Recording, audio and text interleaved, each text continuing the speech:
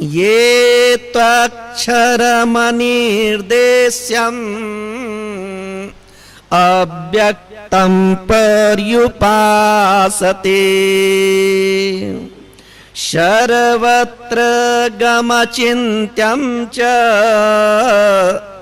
कूटस्थमचलं ध्रुवम् सन्नियम्येन्द्रियग्रामम् सर्वत्र समबुद्धया ते प्राप्नुवन्ति मामेव सर्वभूत हिते रता। यह सारा जगत कैसा है, ये क्षर वाले कहे जाते हैं, नाशवान है। और दूसरी दृष्टि से यह भी कहते हैं कि ये पंच तत्व जो है, वो पंच तत्व जो है विलीन हो जाता है, और लीन होने के बाद में कहाँ लीन हुआ, प्रकृति में लीन हो गया। उसके बाद में फिर उसकी उत्पत्ति होती है। तो ये क्रम चलते रहते हैं, सृष्टि, स्थिति और जो है प्रलय। और वो परमात्मा कैसे हैं, उनको भी अक्षर कहते हैं। और ऐसे जो अक्षर परमात्मा हैं, उसी का अनुभव जो है निरंतर हो रहा है। हमारे भीतर जो अविनाशी परमात्मा है, उसी परमात्मा से ही जो है हमारे श्वास चल रहे हैं, हमारा जीवन चल रहा है। दूसरी बात बतलाते अनिर्देश्यम, जैसे संसार की वस्तुओं को हम बतलाते हैं कि ये मकान है, ये सूर्य है, ये जो है चंद्रमा है, ऐसे उस परमात्मा को बताया नहीं जा सकता। न उसकी जाति है, न उसके कोई गुण है, न उसमें किसी भी प्रकार की क्रिया है, न किसी से कोई संबंध है। हाँ, सच्चा जो साधु होता है, उनके कहने के लिए गुरु शिष्य आदि भाव होंगे, लेकिन जिन्होंने जो है परमात्मा को अभिन्न रूप से जान लिया, उसका किसी भी प्रकार से किसी से कोई संबंध नहीं होता। हाँ, वो कैसे होते हैं, बंधु न मित्रम गुरु नैव शिष्य।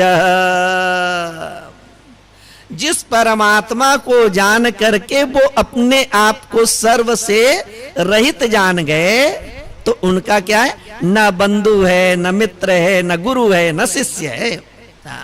तो उसी प्रकार से वो परमात्मा कैसे हैं, किसी से उसका कोई संबंध नहीं है।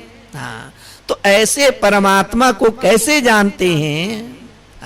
नारद जी ने वेदों का अध्ययन कर लिए, पुराणों का अध्ययन किए, और भी अन्य शास्त्रों का अध्ययन कर लिए। उसके बाद उन्होंने देखा, अनुभव किया कि शास्त्रों में ये बात कही गई है कि जो परमात्मा को जान लेता है, जो परमात्मा को प्राप्त कर लेता है, उसके जीवन में किसी भी प्रकार के कोई दुख नहीं रहते। हाँ, इतना पूजा पाठ जप ध्यान आदि क्यों करते हैं, कि उस परमात्मा की प्राप्ति हो जाने से उसके जीवन में किसी भी प्रकार का कोई दुख नहीं रहता है।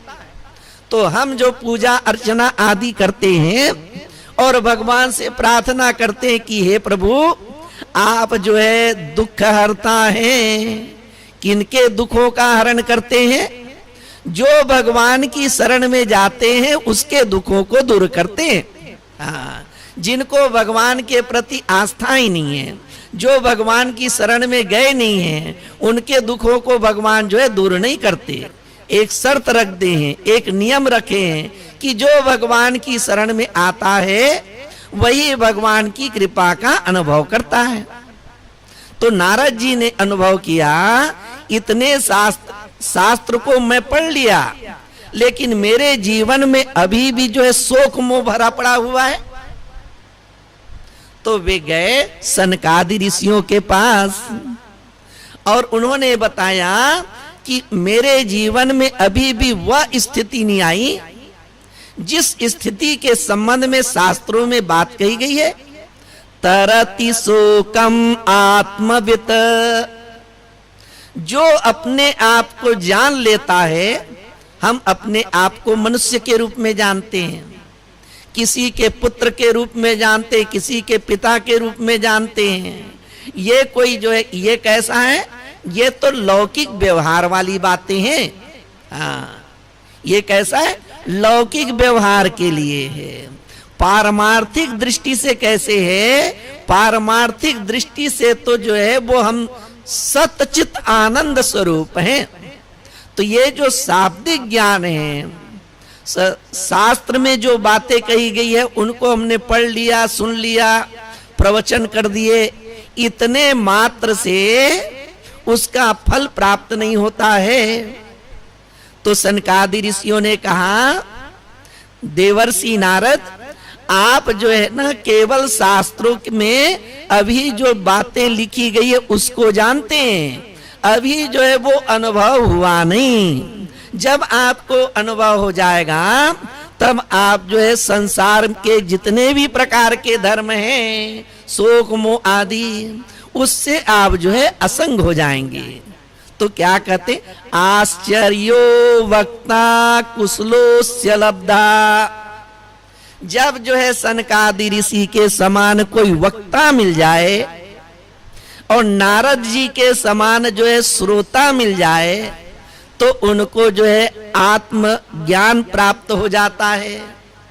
भगवान श्री कृष्ण कहते हैं, आश्चर्यवत वदति तथैव चान्य। इस संसार में आद्य शंकराचार्य जी या मधुसूदन सरस्वती जैसे महापुरुष बड़े दुर्लभ होते हैं। तो वे उपदेश कैसे करते हैं, आश्चर्यवत करते हैं।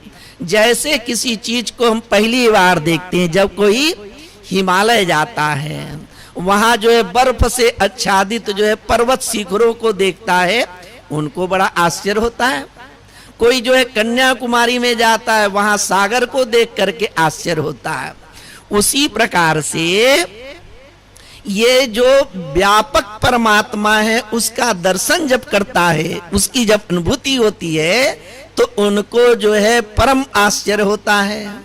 और जो किसी शब्द के द्वारा बतलाए नहीं जा सकते, जो अनिर्वचनीय है, ऐसे अनिर्वचनीय परमात्मा के संबंध में वे आश्चर्यवत कहते हैं। ऐसे महापुरुष आश्चर्यवत हैं। हाँ, सामान्य लोगों के मन में क्या धारणा रहती है कि जैसे हम हैं वैसे ही सब लोग होंगे, हम अज्ञानी हैं तो सब जो अज्ञानी हैं। लेकिन इसी संसार में कभी तुलसी आए, कभी मीरा आई, और उन लोगों को जो है भगवान का दर्शन प्राप्त हुआ। तो ऐसे महापुरुष बड़े दुर्लभ होते हैं, इस कारण से आश्चर्यवत है। और वह आत्मा है ही जो है वो आश्चर्यवत, तथा इनके संबंध में कोई ज्ञान प्रदान कर दे वह भी जो है आश्चर्यवत है। तो कैसे ज्ञान प्रदान करते हैं, हाँ, चेत्रम वट तरोर्मूले वृद्धा शिष्या गुरु युवा गुरोस्तु मौनम व्याख्यानम शिष्यास्तु छिन्न संशया। शिष्य लोग जो हैं वो वृद्ध अवस्था के हैं, ज्यादा उम्र वाले हैं, और जो गुरु हैं वो कम उम्र वाले हैं, वो युवा हैं। गुरु युवावस्था के हैं, शिष्य वृद्धावस्था के हैं, और गुरु जो है मौन व्याख्यान कर रहे हैं, अर्थात चुप बैठे हुए हैं। ऐसे महापुरुष के सन्निधि मात्र से, उनके समीप में जाने मात्र से, जब उनकी कृपा प्राप्त हो जाती है, तो हमारे मन में जो भी संशय है, विपर्य हैं, इन सब का जो है निवारण स्वतः हो जाता है। इस प्रकार से इस परमात्म तत्व का बोध होता है।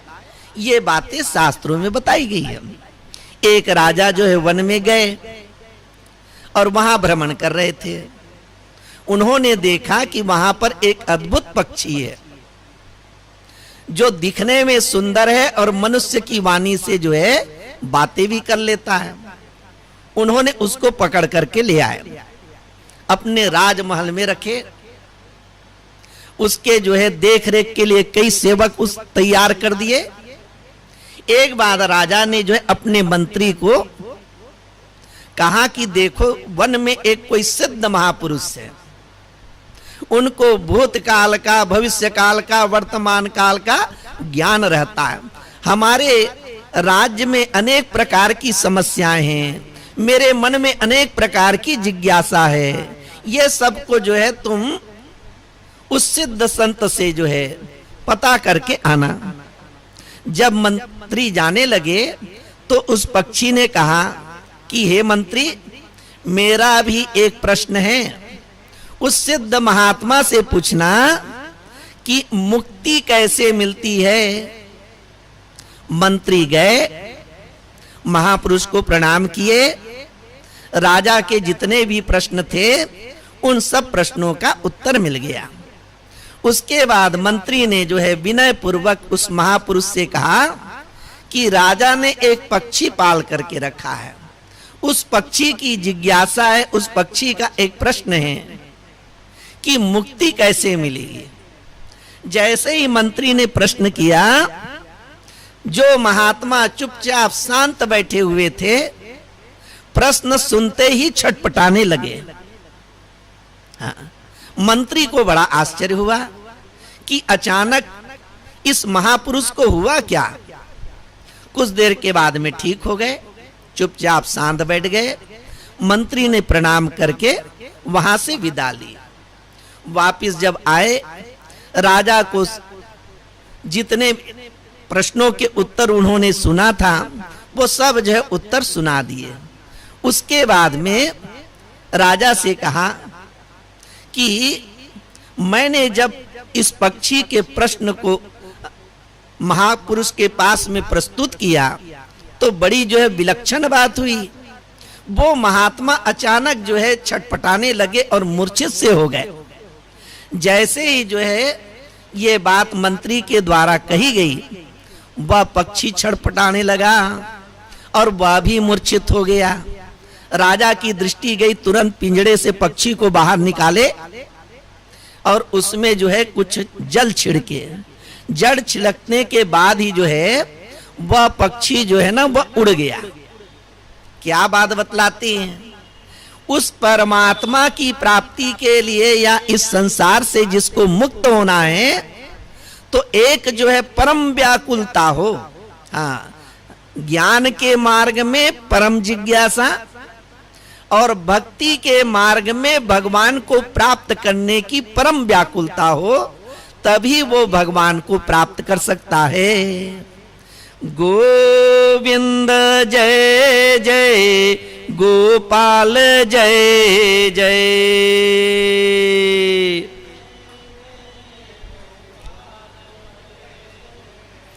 गोविंद जय जय, गोपाल जय जय।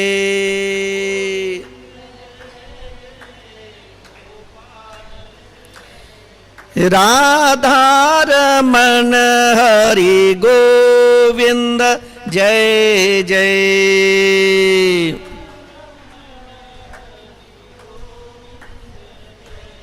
राधा रमण हरि गोविंद जय जय।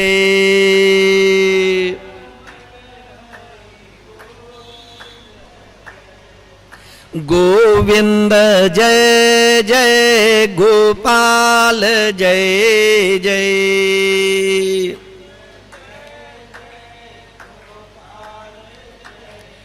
गोविंद जय जय, गोपाल जय जय।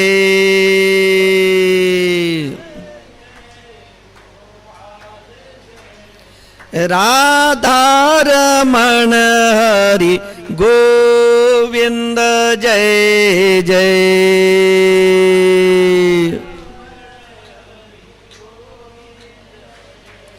राधा रमण हरि गोविंद जय जय।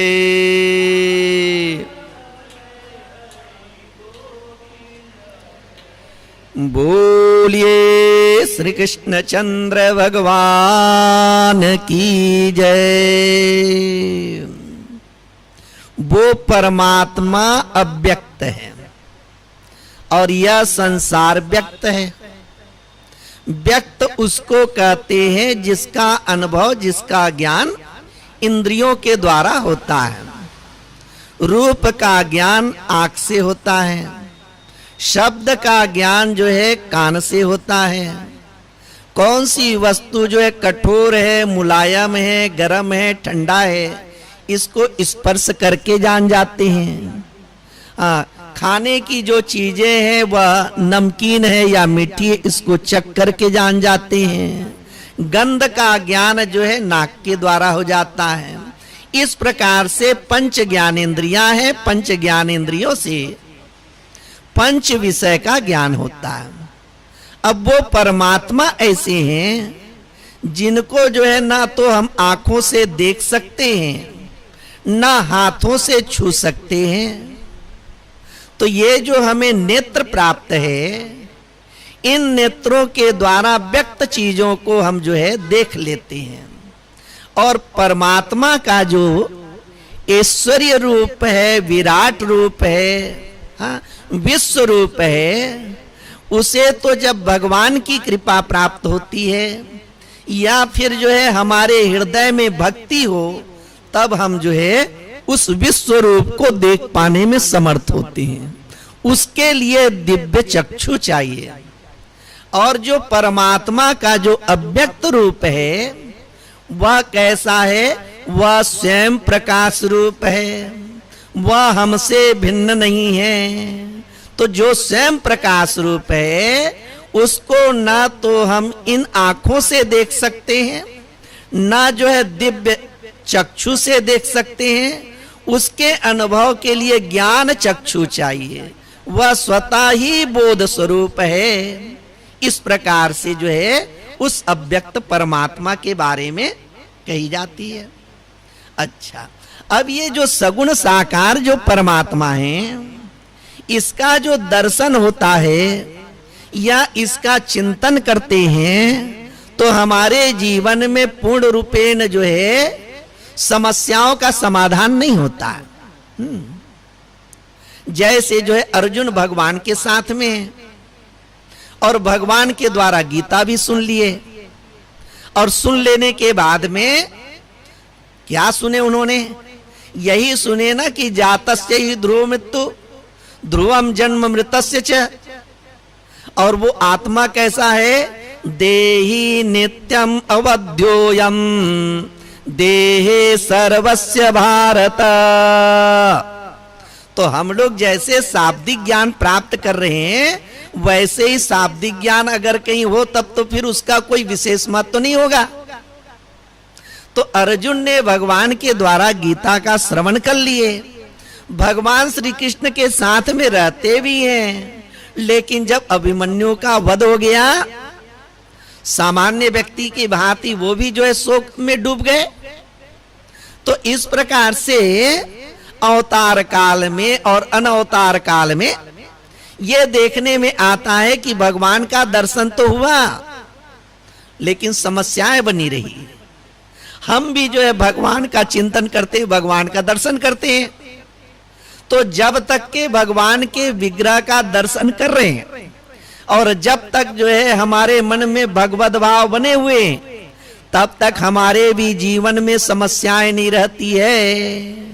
जैसे ही भगवान का विस्मरण हुआ उसके बाद में सब सांसारिक भावनाएं जो है हमारे अंतःकरण को घेर लेती हैं।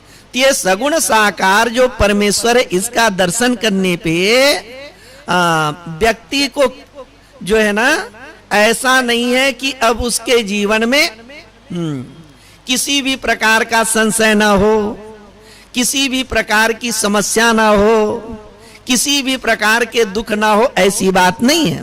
हाँ, इसको ध्यान में रख लेना चाहिए। और लेकिन जो उस परमात्मा को जिस प्रकार से सुखदेव जी ने जाना, जिस प्रकार से आद्य शंकराचार्य जी ने जाना, जिस प्रकार से जो है याज्ञवल्क ने जाने, जब वैसे ज्ञान की प्राप्ति हो जाती है तब वो जन्म मृत्यु से जो है वह मुक्त हो जाता है। तो क्या कहते हैं, भेद्यते हृदय ग्रंथे छेद्यन्ते सर्व संशया क्षीयन्ते चास्य कर्माणि तस्मिन् दृष्टे परावरे। ये जो परमात्मा है, जो अव्यक्त है, उसका जब अनुभव होता है तो अविद्या की ग्रंथि नष्ट हो जाती है, सब प्रकार के संशय और जो है विपर्य की भी निवृत्ति हो जाती है, उनके समस्त जो कर्म हैं वो भस्म हो जाते हैं, प्रारब्ध जो है वो भोगना पड़ता है, जो वो कर्म करते हैं क्रियमाण कर्म, उनके कोई जो है फल प्राप्त उसको नहीं होते। वे कैसे हो गए, जीते जीत जो है वह मुक्त हो गए। तो ऐसे अव्यक्त परमात्मा की जो उपासना करते हैं, और दूसरे कैसे हैं, सगुण साकार की उपासना करते हैं। सगुण साकार की उपासना में जब तक जो है मन में भगवान के प्रति वो भाव बना रहेगा, तब तक तो व्यक्ति अपने आप को कृत्य कृत्य अनुभव करता है। और जैसे ही उसके विस्मरण हो गए, उसके बाद में फिर नाना प्रकार की चिंताएं वगैरह आ जाती है। आद्य शंकराचार्य जी क्या कहते हैं, प्रातः स्मरामि हृदि संस्फुरद आत्म तत्वम। प्रातः काल उठ करके नहाने धोने आदि की भी जरूरत नहीं है। जो मानसिक पूजा करते हैं, मानसिक जो उपासना करते हैं, उसके लिए ये आवश्यक नहीं है कि आप स्नान करो, स्वच्छ कपड़ा पहनो, विशेष आसन पर बैठो। ये तो मन का चिंतन है। तो क्या कहते हैं, प्रातः उठ करके हमें किसका स्मरण कर लेना चाहिए, जिस परमात्मा से हमको जो है अपने ही शरीर में सब प्रकार की चेतनता का स्फुरन होता है। सुबह उठे तब फिर पता चलता है कि ये जो हाथ पैर मन आदि में जो भी चेतनता है वो उसी परमात्मा की है, तो उसका जो है स्मरण करना चाहिए। सगुण साकार का भी स्मरण करें। और ये जो है हमारे भीतर बैठ करके कभी बोल रहा है, कभी सुन रहा है, देख रहा है, हाँ? वो आंखों में आकर के दृष्टा हो गए, मुख में आकर के वो वक्ता हो गए, कानों में आकर के वो श्रोता हो गए। तो जिस परमात्मा से हमको जो ये शक्ति प्राप्त होती है, जिससे सत्ता और स्फूर्ति प्राप्त होती है, उस परमात्मा का स्मरण करना चाहिए। और जो उस परमात्मा को अभिन्न रूप से अनुभव कर लेता है, वो फिर परमात्मा को ही प्राप्त हो जाता है। तो फिर कहते हैं पर्युपासते, कैसे उसकी उपासना करते हैं। तो देखिए, उपासना का तात्पर्य होता है उप मतलब समीप, आस्ते मतलब बैठना। तो परमात्मा सब जगह है। परमात्मा कैसे, सब जगह है। अपने आप को जो है परमात्मा से भिन्न मानना और परमात्मा से दूर मानना, ये अज्ञानता है। वो अन्य संप्रदायों में कहने वाले लोग हैं कि वो भगवान किसी अन्य लोक में है। हाँ, लेकिन हमारा जो सनातन धर्म कैसा है, परमात्मा सब जगह है, परमात्मा सभी काल में है, और परमात्मा जो है सबके भीतर है। तो उपासना है वो आपके ऊपर निर्भर करता है, वो पुरुष पर निर्भर करता है, पुरुष तंत्र पर निर्भर करता है। और ये भी आवश्यक नहीं है कि आप जो है कृष्ण की उपासना करें, ये भी कोई नहीं कहता कि आप राम की ही पूजा करो, कोई ये नहीं कहता है कि आप जो है दुर्गा की ही पूजा करो। आपकी जैसी इच्छा उसकी आप जो है उपासना करें। तो जब मन में चिंतन करते हैं तब क्या होता है, भगवान के सामीप्य का, भगवान की सन्निधि का अनुभव करते हैं। इसका तात्पर्य क्या हो गया, जब कृष्ण का चिंतन करते हैं तो आपका मन कृष्णाकार हो जाता है। जब आप राम का चिंतन करते हैं तो आपका मन रामाकार हो जाता है। जब आप शिव का चिंतन करते हैं तो आपका मन जो है शिवाकार हो जाता है। और जब विषय का चिंतन करते हैं तो विषयाकार होता है। हाँ, जिसका चिंतन करते हैं, चाहे किसी का पुत्र विदेश में हो, लेकिन जब वो पुत्र का चिंतन करता है तो शरीर से तो यहाँ है लेकिन मन से जो है वहां पहुंच गया। उसी प्रकार से जब आप जो है भगवान के जिस स्वरूप का चिंतन करते हैं, आपका मन जो है उसी प्रकार से हो जाता है। इसको क्या कहते हैं कि उपास्याकार चित्त वृत्ति प्रवाह। जैसे आपके इष्ट देव हैं, जैसे आपके जो है उपास्य हैं, उस प्रकार से कि जो है आपकी चित्त वृत्ति हो गई। जैसे जो है गंगा में जल बह रहा है, उसी प्रकार से जो है आपके मन में उस प्रकार की चित्त वृत्ति जो है बहने लग जाती है। हम चर्चा तो कर रहे हैं निर्गुण निराकार की, लेकिन बीच बीच में हम जो है सगुण साकार की बात बतला रहे हैं, ताकि जो है आपको लोगों के मन में रुचि भी बनी रहे और जो है दोनों में जो अंतर है वो भी समझ में आ जाए। कभी आप लोगों को अवसर मिले तो श्रीमद् भागवत महापुराण का वह प्रसंग आप पढ़िए, जब जो है भगवान श्री कृष्ण चले जाते मथुरा और वहां जो है कंस का वध कर देते हैं। और उसके बाद में हाँ, अक्रूर को भेजते हैं कि तुम जाओ हस्तिनापुर, और उद्धव को भेजते हैं वृंदावन जाओ। तो वहां ऐसा वर्णन है कि उद्धव जो है चलते हैं मथुरा से, और संध्या कालीन वे जो है संध्या के समय में वृंदावन पहुंच जाती हैं। तो लोग देखते हैं कि बड़ा सुंदर रथ है, और उद्धव कैसे दिख रहे हैं, जैसे कृष्ण है ना वैसे ही बिल्कुल जो है उद्धव दिख रहे हैं।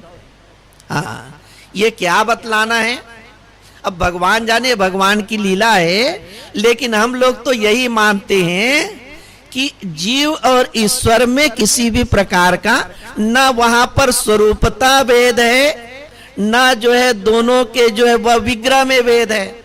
बड़े ध्यान से देखेंगे तब फिर कुछ जो है अंतर दिखाई देगा। हाँ, तो शाम का समय है, ब्रजवासी जो है सब अपने अपने घर के बाहर दीपक जलाए हुए हैं, और शाम के समय ग्वाले लोग जो है गाय का दूध दूह रहे हैं।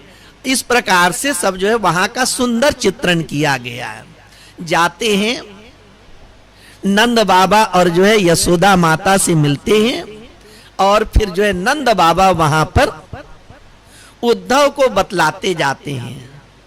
यशोदा माता चुप है, कोई यशोदा माता के कोई वचन नहीं है। क्या बतला रहे हैं कि उद्धव ये जो वृंदावन है इसको तो हम जो है कृष्ण का ही मानते हैं। यहाँ जो भी जो है ब्रजवासी हैं, इन लोग जो है जिसको भी देखते हैं ना, हाँ, जब गोवर्धन को देखे, यमुना को देखे, वहां के गाय को देखे अथवा कंदराओं को देखे, तो उन सब को देखने से कृष्ण का ही स्मरण आता है। ये क्या बतला रहे हैं, ब्रज को देख रहे हैं लेकिन ब्रज को देख करके कृष्ण का स्मरण आ रहा है। तो समस्त ब्रजवासियों में सदैव जो है कृष्णाकार वृत्ति जो है वो प्रवाहित हो रही है। ये सगुण साकार का ध्यान है। और ये मानसिक ध्यान में कैसा है, आपको नहाने धोने की कोई जरूरत नहीं है, आपको जो है सुंदर स्वच्छ कपड़े पहनने की जरूरत नहीं है, आपको जो है दिन वगैरह देखने की जरूरत नहीं है, स्थान की भी आवश्यकता नहीं है। ये मानसिक पूजा या जो है मानसिक ध्यान या उपासना है, इसके लिए जो है बाह्य जो भी विधि विधान है उसकी आवश्यकता नहीं है। तो इस प्रकार का जो चिंतन है, कृष्णाकार जो है वृत्ति प्रवाह, रामाकार जो है चित्तवृत्ति प्रवाह, इसी को क्या कहते हैं? इसको उपासना कहते हैं। अब निर्गुण निराकार ब्रह्म की जो उपासना है वो कैसे है? तो विजाति प्रत्यय का तिरस्कार पूर्वक। विजाति प्रत्यय क्या है? मैं शरीर हूं, मैं मां हूं, मैं पिता हूं, ये शरीर मान लिए। उसके बाद उस मैं में क्या क्या आरोप करते चले जा रहे हैं। मैं आत्मा नहीं, मैं तो शरीर हूं, मैं मनुष्य हूं, मैं किसी का पिता हूं, मैं किसी की मां हूं। इस प्रकार से जो है मन में जो है वो विचार आ रहे हैं। इन सब का क्या कर देना है? त्याग कर देना है। और त्याग करके क्या करना है? कि वही ब्रह्माकार वृत्ति, तो उसको कहते हैं जो सजाति प्रत्यय का निरंतर जो प्रवाह है। हाँ, सजाति प्रत्यय का, या बोले कि सजाति चित्त वृत्ति का जो प्रवाह है, वो प्रवाह कैसा हो? तैल धारावत। जल धारावत नहीं बोल रहे, शास्त्रों में क्या बोलते हैं? तैल धारावत। जैसे जो है तेल थोड़ा गाढ़ा होता है, तो तेल को एक पात्र से जो है दूसरे पात्र में डालते हैं तो उसकी धारा खंडित नहीं होती है। उसी प्रकार से जब जो है सजाति प्रत्यय का जो है निरंतर प्रवाहीकरण है, जो निधिध्यासन रूपी ध्यान है, उसी को क्या कहते हैं? उसी को उपासना कहते हैं। अच्छा, बड़े बड़े प्रवचन करने वाले, सुंदर प्रवचन करने वाले मिल जाएंगे, लेकिन आप ढूंढोगे ना कोई ऐसा उपासक मिले, तो ऐसे उपासक मिलना कठिन होता है। हाँ, हाँ। अब प्रसंग अलग अलग आ जाता है श्लोक में कि मनुष्यानाम सहस्रेषु कश्चित यतति सिद्धये। हजारों हजारों मनुष्यों में कोई एकाध ऐसा जो है महापुरुष मिलेगा। प्रसंग के अनुसार से हम इसका अर्थ कर रहे हैं कि जो इस प्रकार की जो उपासना करता हो, जो इस प्रकार से उपासना करके उस प्रकार की सिद्धि को प्राप्त कर लिया हो। तो ऐसे उपासक कैसे होते हैं? ऐसे उपासक जो है वो बड़े दुर्लभ होते हैं कि दीर्घकालीन जो है अभ्यास करते करते अब उसका मन कैसे हो गया कि सदैव जो है परमात्मा का ही जो है चिंतन में लगे रहता है। और दूसरी बात और बोल दे, सहज समाधि भली, बिना प्रयास के ऐसे होने लग गया। हाँ, चेष्टा करनी नहीं पड़ती। हाँ, एक जो है शास्त्रों में बात बोलते हैं, कीट भृंग न्याय। हाँ, भौरा होता है, वो भौरा जो है कीड़े को पकड़ लेता है और पकड़ करके कहीं ले जा करके उसको बैठाल दिया और उसके ऊपर जो है मिट्टी डाल दिया। तो ऐसा बतलाते हैं कि वो जो कीड़ा है ना भयभीत हो जाता है, डर जाता है वो। अब जिससे डर गया उसी का चिंतन करता है। तो कीड़ा जो है भौरे का चिंतन करता है, भय से चिंतन करता है। तो निरंतर जो है भौरे का चिंतन करने से कीड़ा जो है वो भौरे के रूप में परिणित हो जाता है। उसी प्रकार से ये उपासना वैसी है। चाहे आप सगुण साकार की उपासना करें, चाहे आप जो है निर्गुण निराकार की उपासना करें, जब इस प्रकार निरंतर चिंतन होता है तब उसके परिणाम इसी प्रकार से होते हैं। यत्र यत्र मनो याति तत्र तत्र समादय। यदि ज्ञानी है सर्वम खलविदम ब्रह्म, सारा जगत जो है वह ब्रह्म है। और यदि भक्त है तो सिया राम में सब जग जानी, सर्वत्र जो है उसको अपने आराध्य देव ही दिखाई देते हैं। सब मन का खेल है। हाँ, सब कैसा है? मन का खेल है। जिन्होंने संसार में मन को लगाया उनकी स्थिति जानी रहे, और जिन्होंने अपने मन को परमात्मा में लगाया वे बड़े पूजनीय हो गए। हाँ हाँ, संसार में बड़े बड़े वैज्ञानिक हुए, बड़े बड़े राजा हुए, उनकी कथा कोई थोड़ी सुनता है, लेकिन जो है महापुरुष है उन सब की कथाएं सुनते हैं, उनका स्मरण करते हैं, उनके द्वारा रचित ग्रंथों को हम लोग जो है पढ़ते हैं। तो इस प्रकार से जो जिसका चिंतन करता है वो वैसा हो जाता है। इसी प्रकार से जो यह मानता है कि भाई मैं पापी हूं करके, तो पापी हो जाएगा बोलते हैं, और जो मानेगा कि मैं जो है मुक्त हूं करके, तो वो मुक्त हो जाएगा। हाँ, वो कैसे हो जाएगा? वो मुक्त हो जाएगा। तो जो इस प्रकार से जो है अपने भीतर भावना करते हैं, उनका जो है अंतःकरण, उनका जो है मन बदलने लग जाता है। और यही है कि किसकी उपासना ठीक चल रही है। हाँ, तो उसी की उपासना ठीक है जिसका मन बदलते चले जा रहा है। हाँ, ये कैसे है? कृष्ण प्रेममयी राधा, राधा प्रेममयो हरि, जीवनेन धने नित्यं, राधा कृष्णं गतिर्मम। कृष्ण प्रेममयी राधा, राधा प्रेममयो हरि। कृष्ण कौन है? तो प्रेममयी राधा है। और राधा कौन है? तो राधा प्रेममयो हरि। इस प्रकार से कहीं ऐसा भी उल्लेख आता है कि राधा कृष्ण का चिंतन करते करते जो है वो कृष्ण हो जा रही है, और कृष्ण जो है राधा का चिंतन करते करते अपने स्वरूप का त्याग करके, अपने रूप का त्याग करके वो जो है राधा हो जा रहे हैं। तो इस प्रकार ये उपासना संबंधी बातें हैं। इस कारण से इस गीता में क्या आता है? गीता में आता है कि ज्ञानात् ध्यानम विशिष्यते। जान लिए उतने मात्र से बात नहीं बनती है। आपने जो है राम की कथा जान लिए, कृष्ण की कथा जान लिए, अब जो है कृष्ण का ध्यान करना है, राम का ध्यान करना है। इसी प्रकार से वह परमात्मा अक्षर है, अनिर्देश्य है, अव्यक्त है, ये जान लिए। अब उसकी उपासना करनी है ना। चाहे जो है निर्गुण निराकार का शाब्दिक ज्ञान हो, चाहे जो है सगुण जो है साकार परमात्मा का ज्ञान हो, अब तो उपासना करनी पड़ेगी ना, तब तो उसका फल प्राप्त होगा। तो कहते हैं ज्ञानाध्यानम विशिष्यते।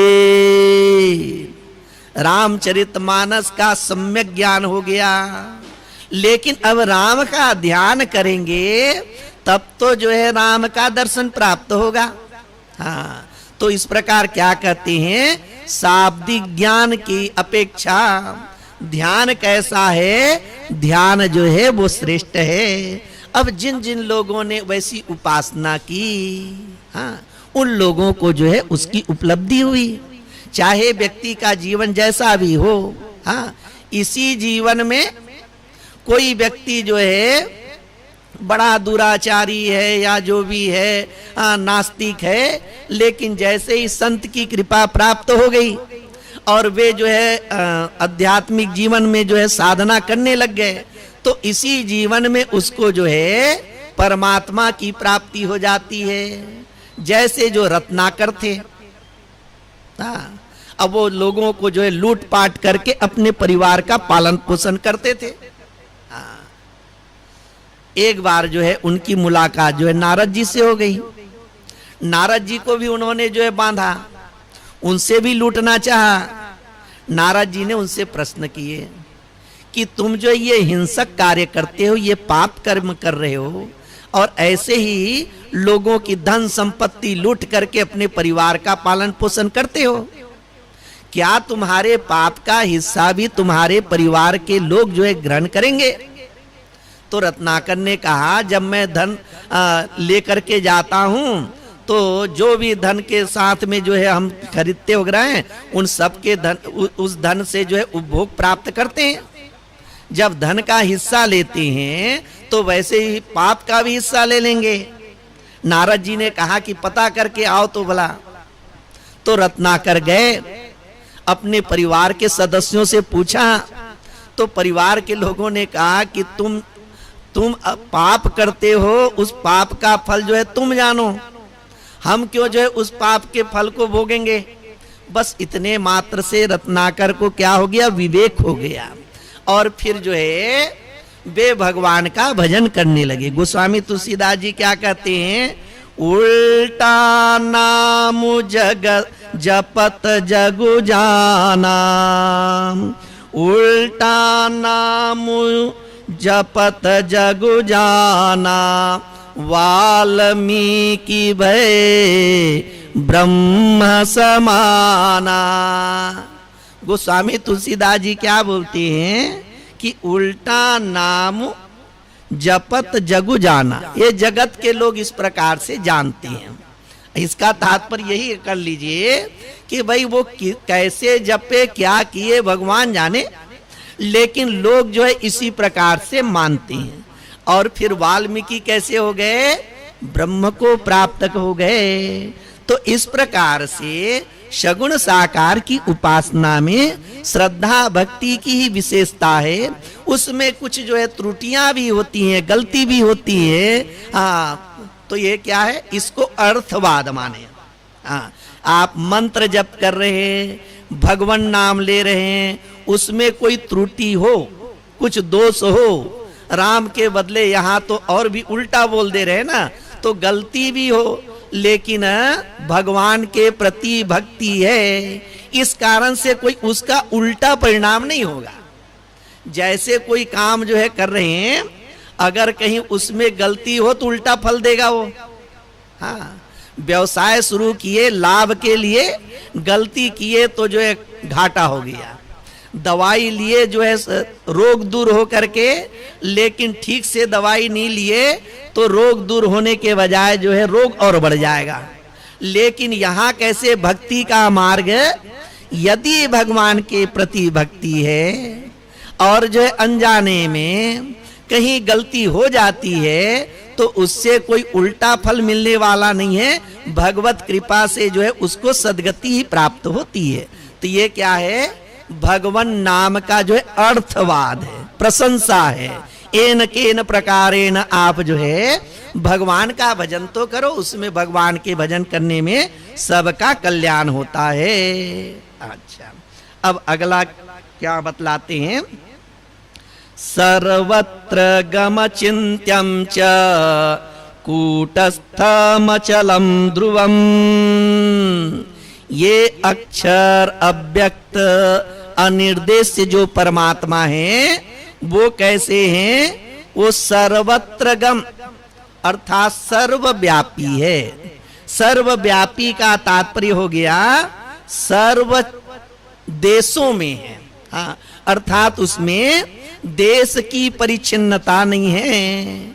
व्यापक कैसे बतलाते हैं कि जो परमात्मा है उसमें देशगत परिच्छिन्नता नहीं है। अमुक देश में है और अमुक देश में नहीं है, ऐसा नहीं है। और जो है वस्तुगत जो है परिच्छिन्नता नहीं है।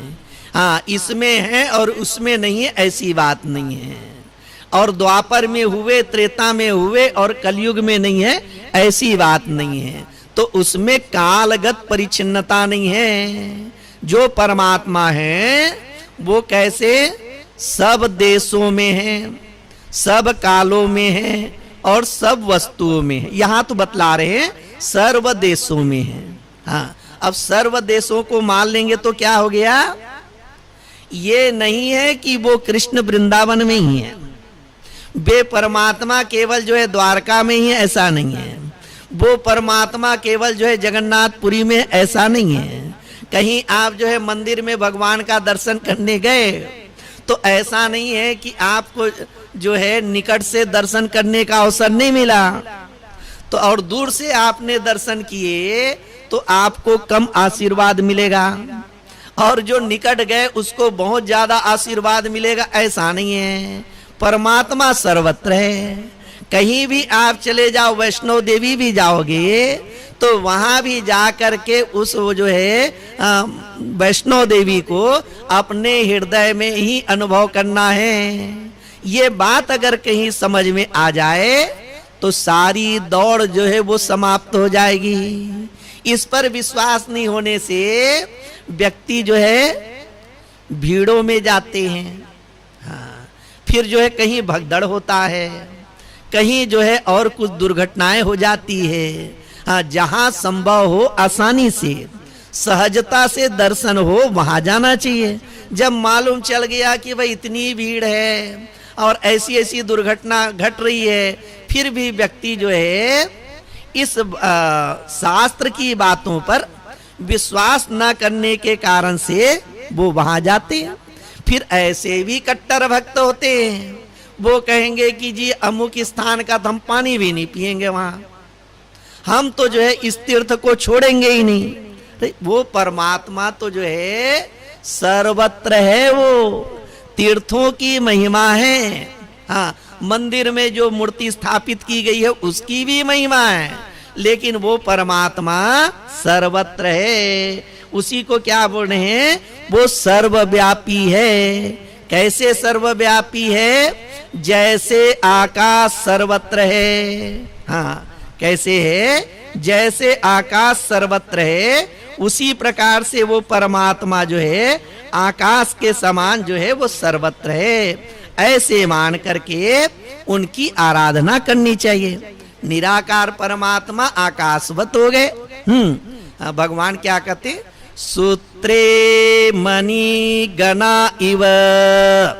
जैसे माला होता है, उस माला में जो है धागा है और दूसरा मनके हैं। जैसे मनके जो है धागे में जो गुथे रहते हैं, उसी प्रकार से यह समस्त जो है नाम रूपात्मक जो जगत है वो परमात्मा में कैसे हैं? गुथे हुए हैं।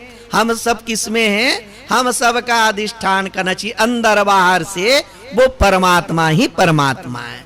जैसे जो है भैरव का धागा, भैरव का माला होता है, उस माला में धागा ही धागा होता है, मन के अलग नहीं होती है।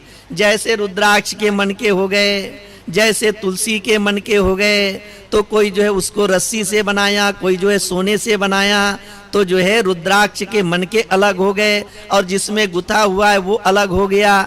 लेकिन जो है भैरव का जो माला होता है उसमें धागा ही धागा होता है। उसी प्रकार से वो जो परमात्मा है उसमें परमात्मा ही परमात्मा है और कोई दूसरा नहीं है। ऐसे जो सर्वव्यापी परमात्मा के संबंध में यहाँ पर बतला रहे हैं। क्या कहते? तद दूरे तदवंती के। जो अज्ञानी है उसके लिए परमात्मा दूर से दूर है। हाँ, कहीं भी चले जाए, हाँ, बोले कि भाई सब जगह घूम लिए, सब जगह देख लिए, लेकिन परमात्मा का दर्शन नहीं हुआ। इसको उपनिषद में कहते हैं अज्ञानी के लिए वह दूर से दूर है। हाँ, नास्तिक लोग यही बोलते हैं ना कि परमात्मा कहाँ है? परमात्मा नहीं है। जैसे सूरज है, चंद्रमा है, वो है तो हमको दिखता है। यदि परमात्मा होते तो हमको दिखते बोलते हैं।